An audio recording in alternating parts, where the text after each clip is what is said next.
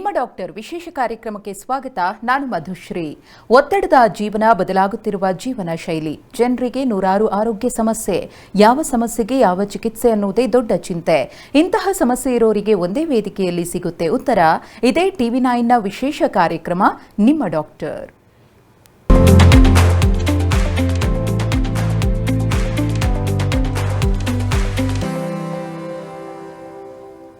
ಇತ್ತೀಚಿನ ದಿನಗಳಲ್ಲಿ ಪೋಷಕರಿಗೆ ತಮ್ಮ ಮಕ್ಕಳ ಆರೋಗ್ಯ ಮತ್ತು ಆಹಾರದ ಬಗ್ಗೆ ಹೆಚ್ಚಿನ ಮಟ್ಟ ಆತಂಕ ಇರುತ್ತೆ. ಯಾಕಂದರೆ ಪೌಷ್ಟಿಕಾಂಶಯುಕ್ತ ಆಹಾರವನ್ನು ಮಕ್ಕಳು ಇಷ್ಟಪಡೋದಕ್ಕಿಂತ ಹೆಚ್ಚಾಗಿ ಬಾಯಿಗೆ ರುಚಿಸುವಂತಹ ಜಂಕ್ ಫುಡ್ಗಳಿಗೆ ಅಡಿಕ್ಟ್ ಆಗಿಬಿಟ್ಟಿರ್ತಾರೆ. ಇದರಿಂದ ಮಕ್ಕಳ ಆರೋಗ್ಯದ ಮೇಲೆ ವ್ಯತಿರಿಕ್ತ ಪರಿಣಾಮ ಬೀರುತ್ತೆ. ಹಾಗಾಗಿ ಅನಾರೋಗ್ಯಕ್ಕೆ ತುತ್ತಾಗ್ಬಿಡ್ತಾರೆ. ಇನ್ನು ಮಕ್ಕಳು ತೆಗೆದುಕೊಳ್ಳುವಂತಹ ಆಹಾರ ಅವರ ಬೌದ್ಧಿಕ, ಮಾನಸಿಕ ಬೆಳವಣಿಗೆಯ ಜೊತೆಗೆ ಅವರ ಆರೋಗ್ಯದ ಮೇಲೂ ಕೂಡ ಸಾಕಷ್ಟು ಪರಿಣಾಮ ಬೀರುತ್ತೆ. ಹಾಗಾಗಿ ಮಕ್ಕಳ ವಿಚಾರದಲ್ಲಿ ಹೆಲ್ದಿ ಡಯಟ್ ಅನ್ನು ಫಾಲೋ ಮಾಡುವುದು ಹೇಗೆ, ಅದರಲ್ಲೂ ಅನಾರೋಗ್ಯ ಪೀಡಿತ ಮಕ್ಕಳು ಯಾವ ರೀತಿಯ ಆಹಾರವನ್ನು ತೆಗೆದುಕೊಂಡ್ರೆ ಅವರು ಉತ್ತಮ ಆರೋಗ್ಯವನ್ನು ಕಾಪಾಡಿಕೊಳ್ಳಬಹುದು, ಹಾಗೆಯೇ ಅವರ ದೇಹ ಸ್ಥಿತಿಯನ್ನು ಹೊಂದಿಕೊಳ್ಳುವಂತಹ ಆಹಾರ ಪದಾರ್ಥಗಳನ್ನು ಹೇಗೆ ಪೋಷಕರು ಐಡೆಂಟಿಫೈ ಮಾಡೋದು, ಇದೆಲ್ಲದರ ಬಗ್ಗೆ ಇವತ್ತಿನ ನಿಮ್ಮ ಡಾಕ್ಟರ್ ವಿಶೇಷ ಕಾರ್ಯಕ್ರಮದಲ್ಲಿ ಮಾಹಿತಿಯನ್ನು ಕೊಡೋದಕ್ಕೆ ನಮ್ಮ ಜೊತೆಗಿದ್ದಾರೆ ಮೆಡಿಕವರ್ ಆಸ್ಪತ್ರೆಯ ಡಾಕ್ಟರ್ ಸಂಜೀವ್ ರೆಡ್ಡಿ ಅವರು. ಅವರನ್ನ ಕಾರ್ಯಕ್ರಮಕ್ಕೆ ಸ್ವಾಗತ ಮಾಡೋಣ. ಡಾಕ್ಟರ್ ನಮಸ್ತೆ, ಕಾರ್ಯಕ್ರಮಕ್ಕೆ ಸ್ವಾಗತ. ನಮಸ್ಕಾರ. TV9 ವೀಕ್ಷಕರು ಕೂಡ ನನ್ನ ನಮಸ್ಕಾರಗಳು.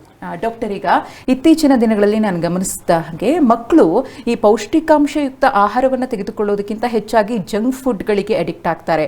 ಅದಿಲ್ಲ ಅಂದರೆ ಮಕ್ಕಳು ಓದೋದು ಇಲ್ಲ, ಬೇರೆ ರೀತಿಯ ಊಟವನ್ನು ಮಾಡೋದಿಲ್ಲ, ತಂದೆ ತಾಯಿ ಮಾತನ್ನು ಕೂಡ ಕೇಳೋದಿಲ್ಲ. ಯಾಕೆ ಈ ರೀತಿಯ ಪ್ರವೃತ್ತಿ ಇತ್ತೀಚಿನ ದಿನಗಳಲ್ಲಿ ಜಾಸ್ತಿ ಆಗಿದೆ ಅನ್ನೋದ್ರ ಬಗ್ಗೆ ಮೊದಲಿಗೆ ಮಾತನಾಡೋದಾದರೆ?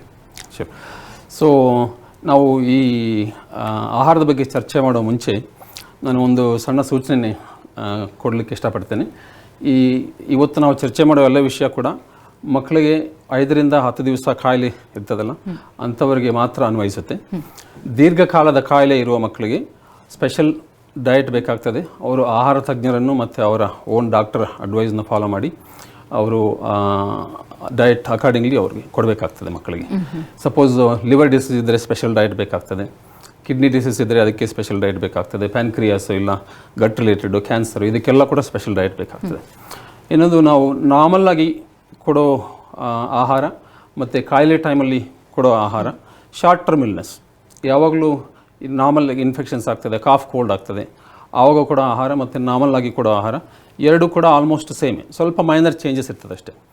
ನಾವು ಇನ್ನೂ ಫರ್ದರ್ ಚರ್ಚೆ ಮಾಡೋ ಮುಂಚೆ ನಾನು ನಾರ್ಮಲ್ಲಾಗಿ ಯಾವ ಥರ ಆಹಾರ ಕೊಡಬೇಕು ಅಂತ ಹೇಳ್ತೇನೆ, ಆಮೇಲೆ ಜಂಕ್ ಫುಡ್ಸ್ ಬಗ್ಗೆ ಸ್ವಲ್ಪ ಮಾತಾಡುವ.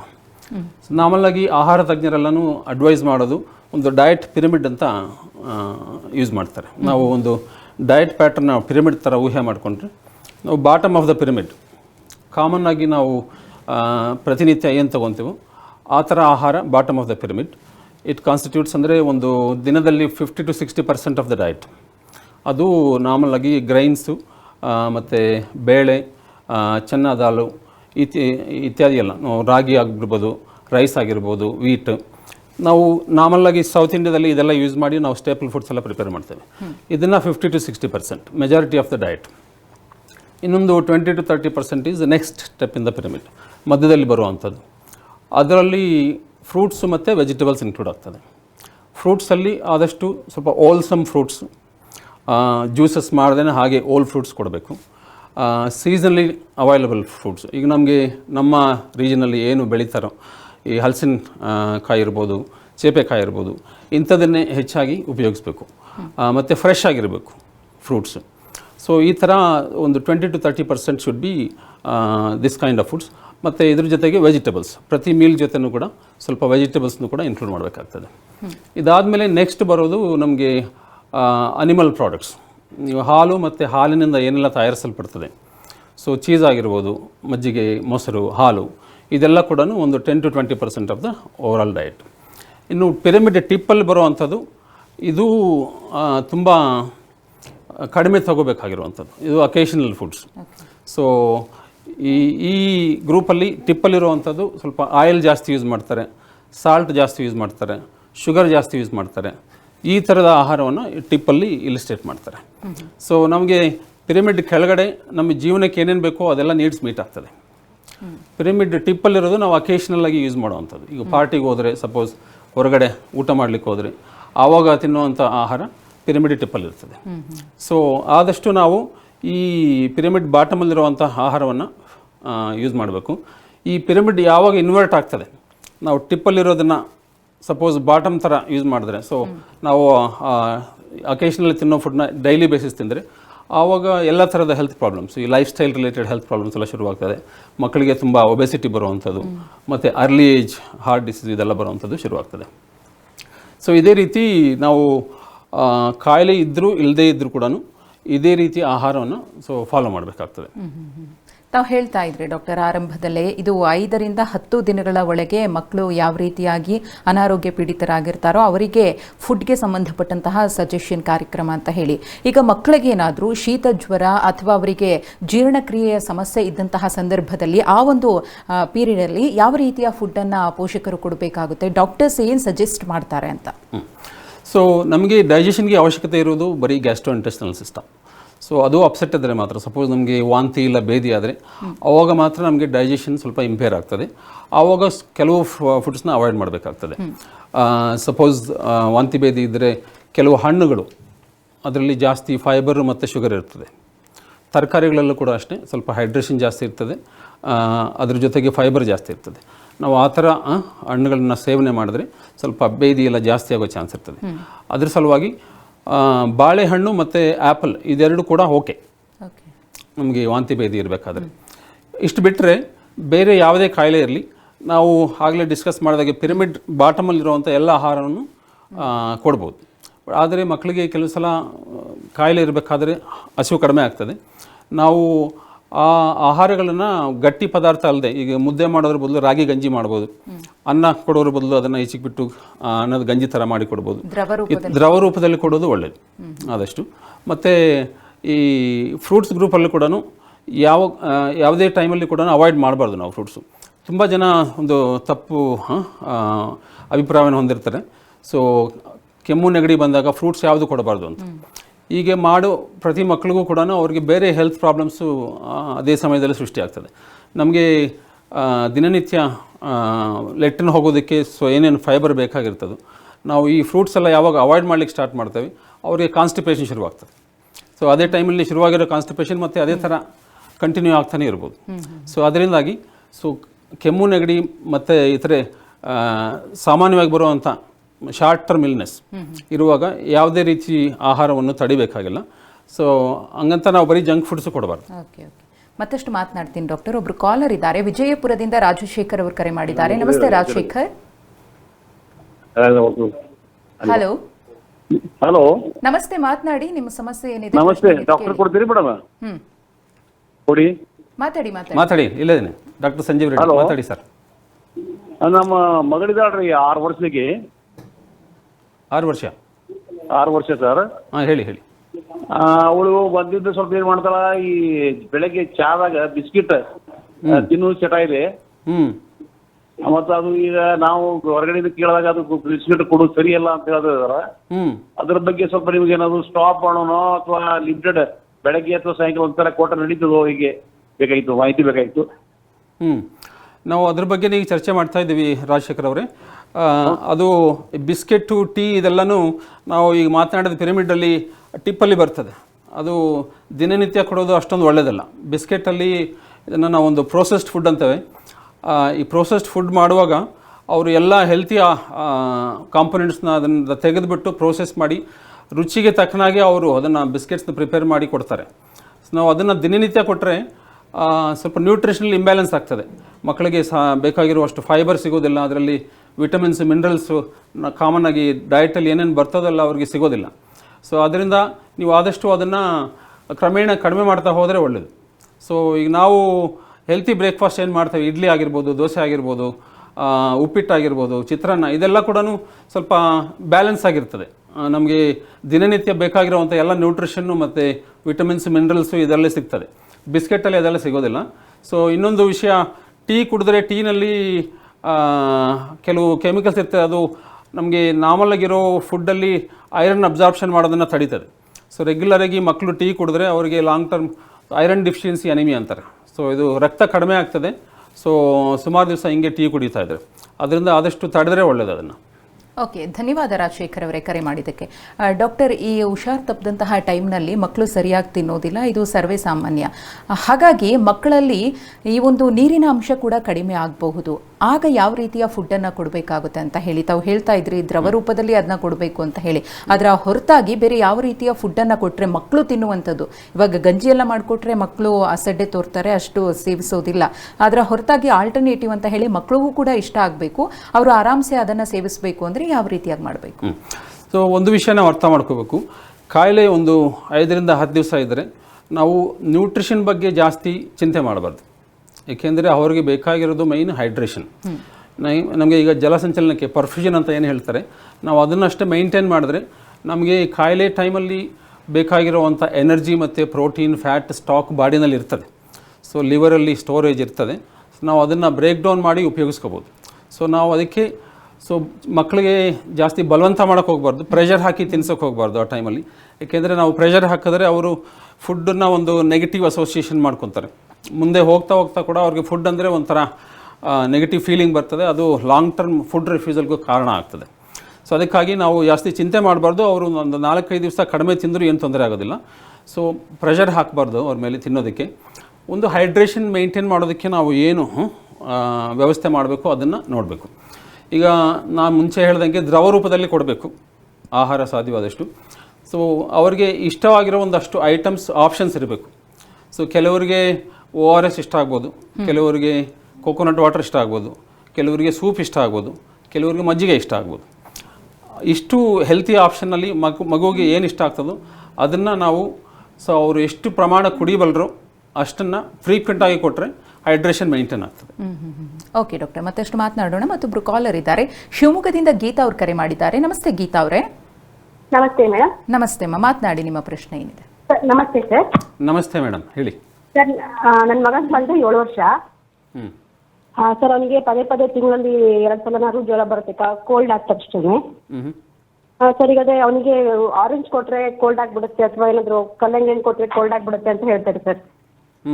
ಹಾಗಾಗಿ ಕೊಡ್ಬೋದು ಆ ಥರ ಸ್ವಲ್ಪ ಅವ್ನಿಗೆ ಕೋಲ್ಡ್ ಇರೋ ಮಕ್ಕಳಿಗೆ, ಪದೇ ಕೋಲ್ಡ್ ಆಗೋ ಮಕ್ಕಳಿಗೆ? ಥ್ಯಾಂಕ್ ಯು ಗೀತಾ ಅವರೇ, ತುಂಬ ಮುಖ್ಯವಾದ ಪ್ರಶ್ನೆ. ತುಂಬ ಪೇರೆಂಟ್ಸ್ಗೆ ಈ ಥರ ಡೌಟ್ಸ್ ಇರ್ತದೆ. ಸೊ ನಮಗೆ ಕೋಲ್ಡು, ಫೀವರು ಇದೆಲ್ಲ ಯಾಕೆ ಬರ್ತದೆ ಅಂತ ಒಂದು ಚೂರು ನಾವು ಯೋಚನೆ ಮಾಡಬೇಕು. ಸೊ ಕೋಲ್ಡ್ ಫೀವರ್ ಬರುವಂಥದಕ್ಕೆ ಕಾರಣ 2 ಇರ್ತದೆ. ಒಂದು ವೈರಲ್ ಇನ್ಫೆಕ್ಷನ್ ಅಂತ ಆಗ್ತದೆ, 2ನೇದು ಅಲರ್ಜಿ.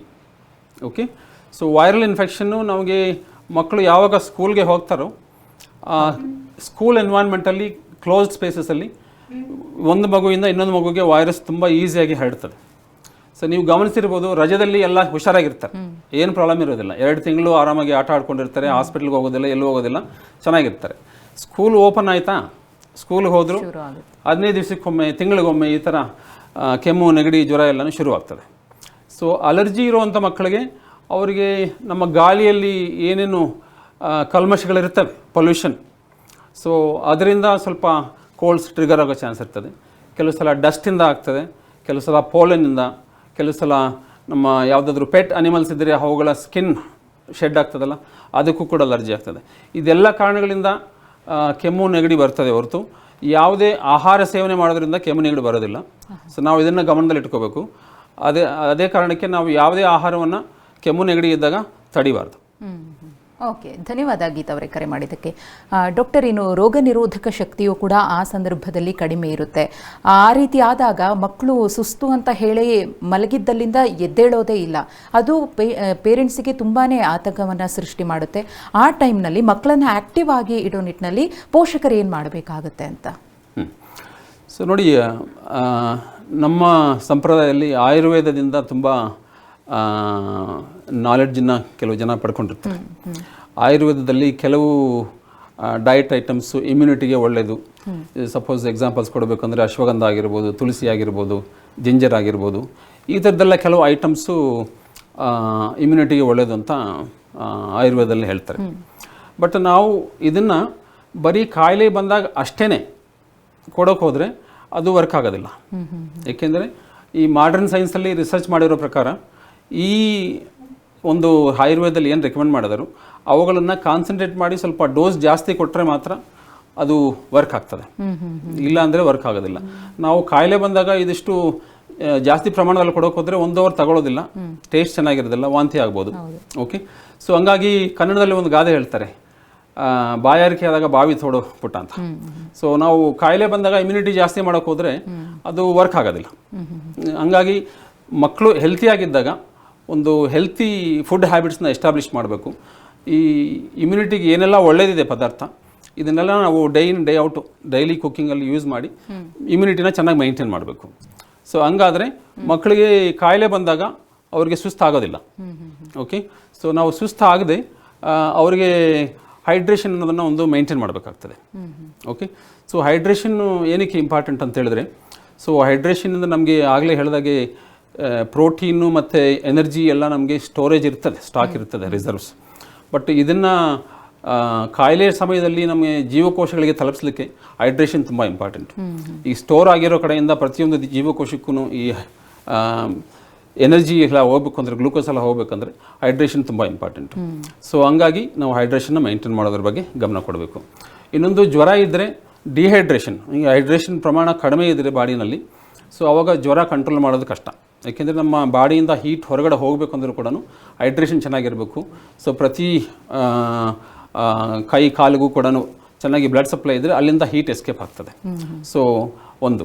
ಮೂರನೇದಾಗಿ ನಮ್ಮ ಬಾಡಿಯಲ್ಲಿ ಉತ್ಪತ್ತಿಯಾಗುವಂಥ ಸ್ವಲ್ಪ ಈ ವೇಸ್ಟ್ ಮಿನರಲ್ಸ್, ವೇಸ್ಟ್ ಪ್ರಾಡಕ್ಟ್ಸ್ ಏನಿರ್ತದೆ ಫುಡ್ಡಿಂದ, ಅದನ್ನು ಹೊರಗಡೆ ಹಾಕ್ಲಿಕ್ಕೂ ಕೂಡ ತುಂಬ ಹೈಡ್ರೇಷನ್ ಬೇಕಾಗ್ತದೆ. ಸೊ ಹಂಗಾಗಿ ನಾವು ಈ ಹೈಡ್ರೇಷನ್ ಮೈಂಟೈನ್ ಮಾಡೋದಕ್ಕೆ ಸ್ವಲ್ಪ ಫ್ರೀಕ್ವೆನ್ಸಿ ಜಾಸ್ತಿ ಮಾಡಬೇಕು, ಮೀಲ್ ಫ್ರೀಕ್ವೆನ್ಸಿ. ಸೊ ಅವರಿಗೆ 2-3 ಅವರ್ಸ್ಗೊಮ್ಮೆ, ಸೊ ನಾನು ಆಗಲೇ ಹೇಳಿದಾಗೆ ಅವ್ರಿಗೆ ಏನು ಇಷ್ಟ ಆಗ್ತದೋ ಫ್ಲೂಯಿಡ್ಸು ಅದನ್ನು ನಾವು ಕೊಡ್ಬೋದು.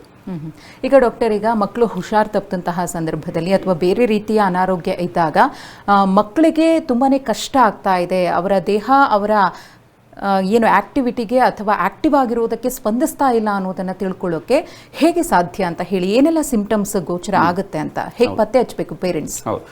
ಸೊ ಮೇಯ್ನ್ ಪ್ರಾಬ್ಲಮ್ ಆಗೋದು ಮಕ್ಕಳಿಗೆ ಹುಷಾರಿಲ್ಲದೆ ಇದ್ದಾಗ ಸಹಜವಾಗಿ ಅವರು ತಿನ್ನೋದನ್ನು ಕಡಿಮೆ ಮಾಡ್ತಾರೆ, ಕೆಲವು ಸಲ ಕುಡಿಯೋದನ್ನು ಕೂಡ ಕಡಿಮೆ ಮಾಡ್ಬೋದು. ಸೊ ಎಸ್ಪೆಷಲಿ ಅವ್ರಿಗೆ ವಾಂತಿ ಭೇದಿ ಅಂತ ಕಾಯಿಲೆ ಇದ್ದರೆ ಒಂದು ಕಡೆ ಬಾಡಿಯಿಂದ ಲಾಸ್ ಆಗ್ತಾ ಇರ್ತದೆ, ಇನ್ನೊಂದು ಕಡೆ ಕುಡಿಲಿಕ್ಕೆ ಕಷ್ಟ ಆಗ್ತದೆ. ಇದು ಡಿಹೈಡ್ರೇಷನ್, ನಿರ್ಜಲತೆ ಅನ್ನು ಉಂಟು ಮಾಡ್ಬೋದು.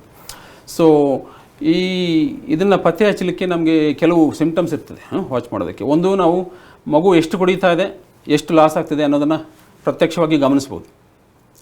ಅವರು ಒಂದು ಸಲ ಬೇದಿ ಹೋದರೆ 1 kgಗೆ ಒಂದು 10 ಮಿಲಿಯಷ್ಟು ಲಾಸ್ ಆಗ್ತದೆ. ಈಗ ಒಂದು 10 kg ಮಗು ಒಂದು ಸಲ ಬೇದಿ ಆದರೆ ಒಂದು 100 ml ಅಷ್ಟು ಲಾಸ್ ಆಗ್ತದೆ. ನಾವು ಅದನ್ನು ರಿಪ್ಲೆನಿಷ್ ಮಾಡಬೇಕು. ಈ ಲಾಸ್ ಆಗೋದು ಹೇಗೆ ಪತ್ತೆ ಹಚ್ಬೋದು ಅಂದರೆ, ಮಗುನ ನೋಡಿ ಸುಸ್ತು ಮೈನು. ಡಿಹೈಡ್ರೇಷನ್ ಆದರೆ ಅವರಿಗೆ ಎನರ್ಜಿ ಲೆವೆಲ್ಸ್ ತುಂಬ ಕಡಿಮೆ ಆಗ್ತದೆ. ಸೊ ಸುಸ್ತಾಗ್ತಾರೆ, ತುಂಬ ಮಲಗಿರ್ತಾರೆ. ಇನ್ನು ಎಳೆ ಮಕ್ಕಳಾದರೆ ಸ್ವಲ್ಪ ಕಿರಿಕಿರಿ ಮಾಡ್ತಾರೆ, ಸ್ವಲ್ಪ ಇರಿಟೇಬಲ್ ಆಗ್ತಾರೆ. ಓಕೆ, ಮತ್ತು ನಾವು ಅವ್ರ ಬಾಡಿನ ಗಮನಿಸಿದ್ರೆ ಸ್ವಲ್ಪ ಬಾಯೆಲ್ಲ ಒಣಗ್ತದೆ, ಮತ್ತು ಕಣ್ಣು ಸ್ವಲ್ಪ ಒಳಗಡೆ ಹೋಗ್ಬೋದು, ಹತ್ತಿರ ಕೂಡ ಅವ್ರಿಗೆ ಕಣ್ಣೀರು ಬರದೇ ಇರ್ಬೋದು.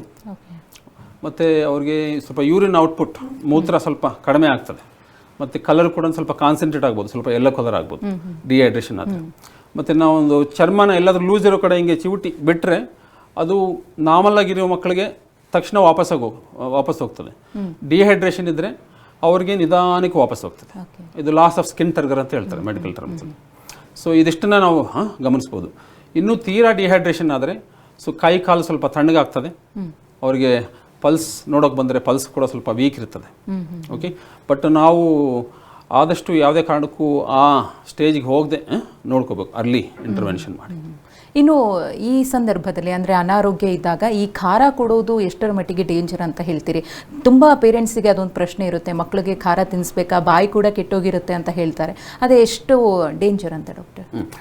ಸೊ ಖಾರ ನೋಡಿ, ನಮ್ಮ ರಾಜ್ಯದಿಂದ ಒಂದು ರಾಜ್ಯಕ್ಕೆ ವ್ಯತ್ಯಾಸ ಇರ್ತದೆ, ಒಂದು ಫ್ಯಾಮಿಲಿಯಿಂದ ಇನ್ನೊಂದು ಫ್ಯಾಮಿಲಿಗೆ ವ್ಯತ್ಯಾಸ ಇರ್ತದೆ.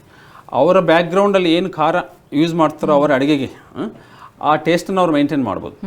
ಸೊ ಹಂಗಂತ ನಾವು ಆಗಲೇ ಮಾತನಾಡಿದ ಪಿರಮಿಡ್ ಕುರಿತು ಯೋಚನೆ ಮಾಡಿದ್ರೆ ಟಿಪ್ಪಲ್ಲಿರುವಂಥದ್ದೆಲ್ಲನೂ ಸ್ವಲ್ಪ ಖಾರ ಜಾಸ್ತಿ ಹಾಕಿರುವಂಥದ್ದು, ಈ ಎಣ್ಣೆಲಿ ಕರೆದಿರುವಂಥದ್ದು, ಮಸಾಲೆ ಐಟಮ್ಸ್ ಜಾಸ್ತಿ ಇರುವಂಥದ್ದು, ಉಪ್ಪು ಜಾಸ್ತಿ ಇರುವಂಥದ್ದು, ಇದೆಲ್ಲ ಕೂಡ ಸ್ವಲ್ಪ ಕಾಯಿಲೆ ಇರುವಾಗ ಕೊಟ್ಟರೆ ಹೊಟ್ಟೆ ಅಪ್ಸೆಟ್ ಆಗ್ತದೆ. ಓಕೆ, ಸೊ ಅದರ ಸಲುವಾಗಿ ಅವ್ರ ಫ್ಯಾಮಿಲಿನಲ್ಲಿ ಯಾವ ಥರ ಖಾರ ಯೂಸ್ ಮಾಡ್ತಾರೋ ಅಷ್ಟರ ಮಟ್ಟಿಗೆ ಖಾರವನ್ನು ಯೂಸ್ ಮಾಡಿ ನಾವು ಹೇಳಿದ ಹೆಲ್ತಿ ಫುಡ್ಸು ಈ ವೆಜಿಟೇಬಲ್ಸ್ ಕುಕ್ ಮಾಡಲಿಕ್ಕೆ ಅದೇ ಸೇಮ್ ಖಾರ ಮತ್ತು ಉಪ್ಪನ್ನು ಯೂಸ್ ಮಾಡಿ ಕುಕ್ ಮಾಡ್ಬೋದು, ಮತ್ತು ಬೇರೆ ಸ್ಟೇಪಲ್ ಐಟಮ್ಸ್ಗಳನ್ನು ಅಷ್ಟೇ ಪ್ರಮಾಣದಲ್ಲಿ ಖಾರ ಹಾಕಿ ಯೂಸ್ ಮಾಡ್ಬೋದು. ಅವ್ರಿಗೆ ಎಷ್ಟು ಅಭ್ಯಾಸ ಇದ್ದರೆ ಅಷ್ಟು ಯೂಸ್ ಮಾಡ್ಬೋದು. ಬಟ್ ಟೇಸ್ಟ್ ಚೆನ್ನಾಗಿರ್ತದೆ ಅಂತ ನಾವು ಅದನ್ನು ಜಂಕ್ ಫುಡ್ಸ್ನ ಜಾಸ್ತಿ ಕೊಡಬಾರ್ದು ಹುಷಾರಿಲ್ಲ ಇದ್ದಾಗ. ಓಕೆ ಡಾಕ್ಟರ್, ಈಗ ಸರ್ವೇ ಸಾಮಾನ್ಯವಾಗಿ ಈಗ ಹಿಂದಿನಿಂದಲೂ ಕೂಡ ಈಗ ಜ್ವರ ಬಂದವರಿಗೆ ಹಾಲು ಕೊಡೋದು ಅಥವಾ ಟೀ ಕೊಡೋದು, ತಾವು ಹೇಳ್ತಾ ಇದ್ರಿ ಟೀ ಕೊಟ್ಟರೆ ಅದು ಎಷ್ಟು ಡೇಂಜರಸ್ ಅಂತ ಹೇಳಿ, ಬ್ರೆಡ್ ಬನ್ ಕೊಡೋದು ಇದೆಲ್ಲ ಕೂಡ ಮಾಡ್ತಾ ಇರ್ತಾರೆ. ಆದರೆ ಜ್ವರ ಇದ್ದಾಗ ಹಾಲು ಕೊಡೋದು ಸೇಫಾ ಅಥವಾ ಬೇಡ ಅಂತ ಹೇಳ್ತೀರಾ? ಅವಾಯ್ಡ್ ಮಾಡಬೇಕು ಅಂತ ಸಜೆಷನ್ ಕೊಡ್ತೀರಾ, ಹೇಗೆ?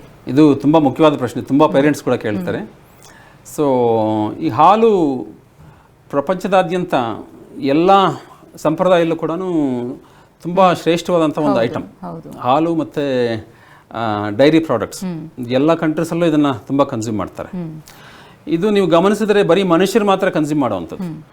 ನಮ್ಮ ದೇಶದಲ್ಲಿ ಎಸ್ಪೆಷಲಿ ಹಾಲು ಕುಡಿದೇ ಇದ್ದರೆ ಪೇರೆಂಟ್ಸ್ ತುಂಬ ಚಿಂತಾಜನಕವಾಗ್ತಾರೆ. ಅವ್ರಿಗೆ ಕ್ಯಾಲ್ಸಿಯಂ ಸಿಗ್ತಾ ಇಲ್ಲ, ಬೆಳವಣಿಗೆ ಆಗೋದಿಲ್ಲ.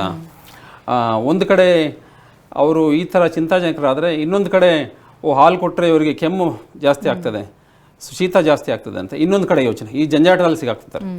ಇದು ಎರಡೂ ಕರೆಕ್ಟ್ ಅಲ್ಲ, ಎರಡೂ ಇರ್ಯಾಷನಲ್ ಬಿಲೀಫ್, ಮೂಢನಂಬಿಕೆ ಅಂತ ಹೇಳ್ಬೋದು. ಸೊ ನಮಗೆ ಕ್ಯಾಲ್ಸಿಯಂಗೆ ಬರೀ ಹಾಲು ಬೇಕಂತಿಲ್ಲ, ಯಾಕೆಂದರೆ ನಮಗೆ ಪ್ರಾಣಿಗಳಿಂದ ಹಾಲು ಬರ್ತದೆ, ನಾವು ಕ್ಯಾಲ್ಸಿಯಂ ಅದರಿಂದ ಬರ್ತದೆ ಅಂದ್ಕೊತೀವಿ. ಬಟ್ ಪ್ರಾಣಿಗಳಿಗೆ ಎಲ್ಲಿಂದ ಬರಬೇಕು ಕ್ಯಾಲ್ಸಿಯಂ? ಅವೆಲ್ಲ ಬರೀ ಸೊಪ್ಪು ಮೇವು ಅದು ತಿಂದೆ ಅದರಿಂದನೇ ಬರ್ತದೆ ಕ್ಯಾಲ್ಸಿಯಂ. ಸೊ ಬರೀ ಹಾಲಿಂದ ಕ್ಯಾಲ್ಸಿಯಂ ಬರೋದಿಲ್ಲ, ನೀವು ವರಿ ಮಾಡಬೇಡಿ ಹಾಲು ಕುಡಿಲಿಲ್ಲ ಅಂದರೆ. ಸೊ ನಾವು ಅದಕ್ಕೆ ಸಬ್ಸ್ಟಿಟ್ಯೂಟ್ಸ್ ಬೇರೆ ಮೊಸರು ಕೊಡ್ಬೋದು, ಪನ್ನೀರ್ ಕೊಡ್ಬೋದು, ಮಜ್ಜಿಗೆ ಕೊಡ್ಬೋದು, ಇದರಿಂದ ಕೂಡ ಕ್ಯಾಲ್ಸಿಯಂ ಬರ್ತದೆ. ಓಕೆ, ಸೊ ಬರೀ ಹಾಲೇ ಕುಡಿಬೇಕು ಅಂತಿಲ್ಲ. ಕೆಲವರೆಲ್ಲ ಪೇರೆಂಟ್ಸ್ ಏನು ಮಾಡ್ತಾರೆ, ಹಾಲಿಗೆ ಏನೇನೋ ಪೌಡರ್ಸ್ ಆ್ಯಡ್ ಮಾಡ್ತಾರೆ ಮತ್ತು ಸಕ್ಕರೆ ಆ್ಯಡ್ ಮಾಡ್ತಾರೆ. ಹಾಲಿನ ಕ್ವಾಲಿಟಿ ಇದೆಲ್ಲ ಆ್ಯಡ್ ಮಾಡಿ ಸ್ವಲ್ಪ ಟೇಸ್ಟ್ ಇಂಪ್ರೂವ್ ಆದರೆ, ಬಟ್ ಅದರ ನ್ಯೂಟ್ರಿಷನ್ ಕ್ವಾಲಿಟಿ ಕಮ್ಮಿ ಆಗ್ತದೆ, ಜಂಕ್ ಫುಡ್ ಬ್ರ್ಯಾಕೆಟ್ಗೆ ಹೋಗ್ತದೆ ಅದು. ನಾವು ಪೌಡರ್ಸ್ ಎಲ್ಲ ಆ್ಯಡ್ ಮಾಡಿ ಅದಕ್ಕೆ ಶುಗರ್ ಕಂಟೆಂಟ್ ಎಲ್ಲ ಜಾಸ್ತಿ ಮಾಡಿದ್ರೆ. ಸೊ ಹಂಗಾಗಿ ಅದನ್ನು ನಾವು ಏನು ಮಾಡೋಕ್ಕೆ ಹೋಗ್ಬಾರ್ದು. ಸೊ ಇನ್ನೊಂದು ಪ್ರಶ್ನೆ, ಹಾಲು ಕೊಟ್ಟರೆ ಕಫ ಜಾಸ್ತಿ ಆಗ್ತದೆ ಅಂತ, ಅದು ಕೂಡ ಮೂಢನಂಬಿಕೆ. ಸೊ ಹಾಲು ಮತ್ತು ಯಾವುದೇ ಹಾಲಿನ ಪ್ರಾಡಕ್ಟ್ ತಗೊಳ್ಳೋದ್ರಿಂದ ಯಾವುದೇ ಕಾಯಿಲೆ ಸಿಂಪ್ಟಮ್ಸ್ ಜಾಸ್ತಿ ಆಗೋದಿಲ್ಲ. ಒಂದೇ ಎಕ್ಸೆಪ್ಷನ್ ಅಂದರೆ, ಯಾವುದೇ ಮಗುಗೆ 2 ವಾರಕ್ಕಿಂತಲೂ ಜಾಸ್ತಿ ಬೇದಿ ಇದ್ದರೆ ಅವರಿಗೆ ಹಾಲಿನ ಡೈಜೆಷನ್ ಮಾಡುವಂಥ ಕೆಪಾಸಿಟಿ ಹೋಗ್ಬಿಡ್ತದೆ. ಅದು ಎನ್ಸೈಮ್ ಏನಿರ್ತದೆ ಲ್ಯಾಕ್ಟೇಸ್ ಅಂತ, ಅದು ಲೆಟ್ರಿನಲ್ಲಿ ಹೋಗ್ಬಿಟ್ಟಿರ್ತದೆ. ಸೊ ಅಂಥವರಿಗೆ ಮಾತ್ರ ಡಾಕ್ಟ್ರ್ ಸಜೆಸ್ಟ್ ಮಾಡ್ತಾರೆ ಸ್ವಲ್ಪ ದಿವಸ ಹಾಲಿನ ಪ್ರಾಡಕ್ಟ್ಸ್ ಕೊಡ್ಬಾರ್ದು ಅಂತ, ಯಾಕೆಂದರೆ ಅವ್ರಿಗೆ ಡೈಜೆಷನ್ ಇಂಪೇರ್ಮೆಂಟ್ ಆಗಿರ್ತದೆ. ಸೊ ಅದು ಬಿಟ್ಟರೆ ಬೇರೆ ಯಾವುದೇ ಕಾಯಿಲೆನಲ್ಲೂ ಕೂಡ ನಾವು ಹಾಲನ್ನು ಇಲ್ಲ ಹಾಲಿನ ಪ್ರಾಡಕ್ಟ್ಸ್, ಡೈರಿ ಪ್ರಾಡಕ್ಟ್ಸ್ನ ಅವಾಯ್ಡ್ ಮಾಡೋ ಅವಶ್ಯಕತೆ ಇಲ್ಲ. ಓಕೆ ಡಾಕ್ಟರ್, ಇದುವರೆಗೂ ಕಾರ್ಯಕ್ರಮದಲ್ಲಿ ಭಾಗಿಯಾಗಿ ಮಕ್ಕಳ ಆರೋಗ್ಯವನ್ನು ಅವರು ಅನಾರೋಗ್ಯ ಪೀಡಿತರಾಗಿದ್ದಾಗ ಹೇಗೆ ಕಾಪಾಡ್ಕೋಬೇಕು ಅನ್ನೋದ್ರ ಬಗ್ಗೆ ಸಾಕಷ್ಟು ಮಾಹಿತಿಯನ್ನು ತಿಳಿಸ್ಕೊಟ್ರಿ. ಧನ್ಯವಾದ ತಮಗೆ. ನಮಸ್ಕಾರ, ಥ್ಯಾಂಕ್ ಯು. ವೀಕ್ಷಕರೇ, ವೈದ್ಯರ ನೇರ ಭೇಟಿಗಾಗಿ ಈ ಅಡ್ರೆಸ್ಸನ್ನು ನೋಟ್ ಮಾಡ್ಕೊಳ್ಳಿ. Medicover hospitals, Bengaluru, 351 ITPL main road, Hoodi village, Krishnarajapura ಹೋಬಳಿ, ವೈಟ್ ಫೀಲ್ಡ್, ಬೆಂಗಳೂರು. ದೂರವಾಣಿ ಸಂಖ್ಯೆ 040683344555. ಇದು ಇವತ್ತಿನ ನಿಮ್ಮ ಡಾಕ್ಟರ್ ವಿಶೇಷ ಕಾರ್ಯಕ್ರಮ. ನಿರಂತರ ಸುದ್ದಿಗಾಗಿ ನೋಡ್ತಾ ಇರಿ TV9.